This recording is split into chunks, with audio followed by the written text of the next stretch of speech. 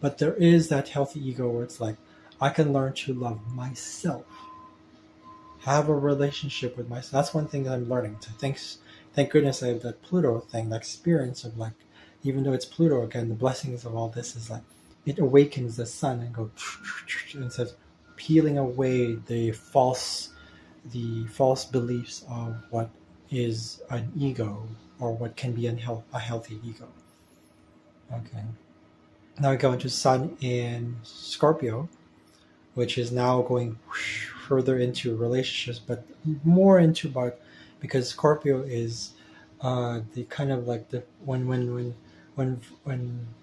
Libra sort of transitions over, it becomes more like, I need to work on myself. It goes inwards, really, really inwards, and becomes that Plutonian thing, right? So Sun in Scorpio loves to see things that are very meaningful, things that are transformational in their lives, things that have more direction and purpose in life. It also goes with health and trust, so it's really ties into Taurus, even though it's about pleasure, but more like deeper, like undeveloping of that pleasure. It's like it's time to change things, time to really flip things over and see. Let's look at the dark side this time. I've had enough of this earthly stuff. What else is there? What's underneath all that stuff? Why? What's the cause of it? Like to kind of like open things up, flay it alive. That's very Scorpio. This is why they love risk taking. They enjoy things that are very taboo, things that are very like out of this world, and be like, oh really? Oh, okay, because it ties into like the region thing of like Libra. Like, again, that's my thing. Eris to me feels very much connected to Libra, so it's like that whole like retributional sort of like, do you really sure about that? Really sure? You really sure? Right? So yeah, so there's that sort of like risk taking thing. Now going to risk taking thing, this is where we get into Sun in Sagittarius. People Sun in Sagittarius, they love the risk taking stuff as well, but it's more about the optimism that comes from Jupiter. That whole like, I can expand, I can like, just pretty much like the sun. In fact, did you know that Jupiter was supposed to be a second sun in our solar system? It just never happened. So it never developed into or evolved into an actual, sun. So, but it has that same feel of like optimism, expansion, joy, opportunities, right? So that's very much that. Okay, time to go. Maybe I should close it down. So, anyways, now we go into the darker side. Not much sun today. So, the sun in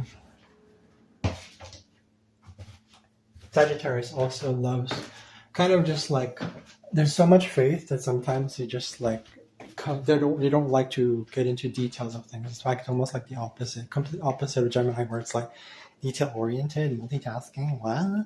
No, I want to go directional is the error, right? So it goes into that. So, anyways, and then we go into. I'm going to open this one over here. Sun. So Sun in Sagittarius. Yeah, that's about it for now. There's more to it than this. Sun in Capricorn now goes back into this like that sort of like inward sort of processing, because now it's had enough of that Sagittarian sort of energy, which is like it's out there, out there, out there.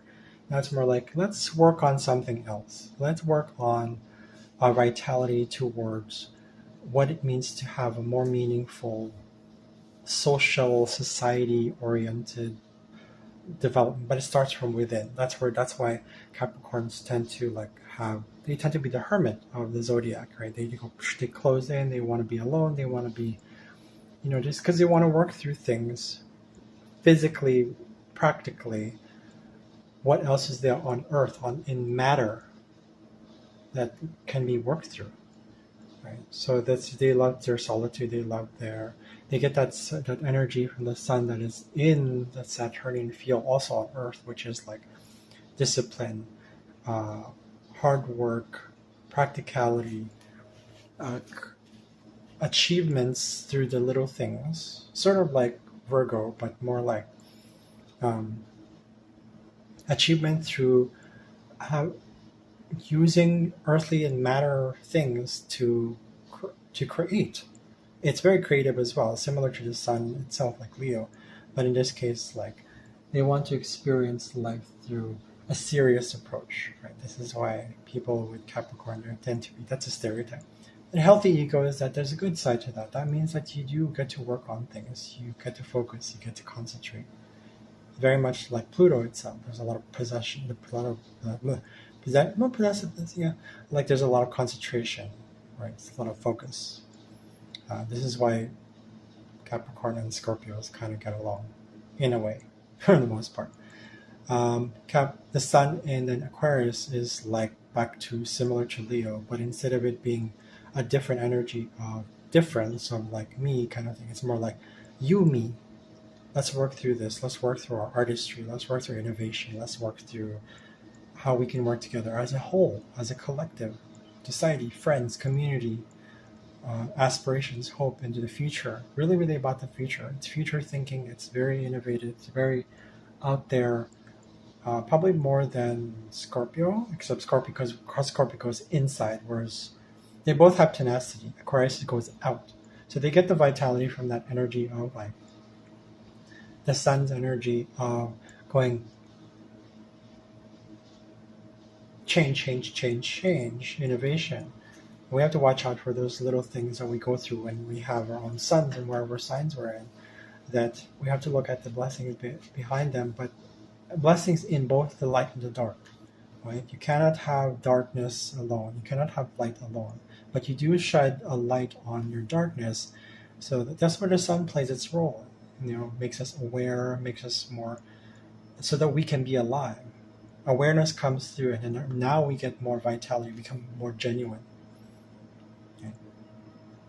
Sun in Pisces, finally, we go full circle. So Sun in Pisces, love,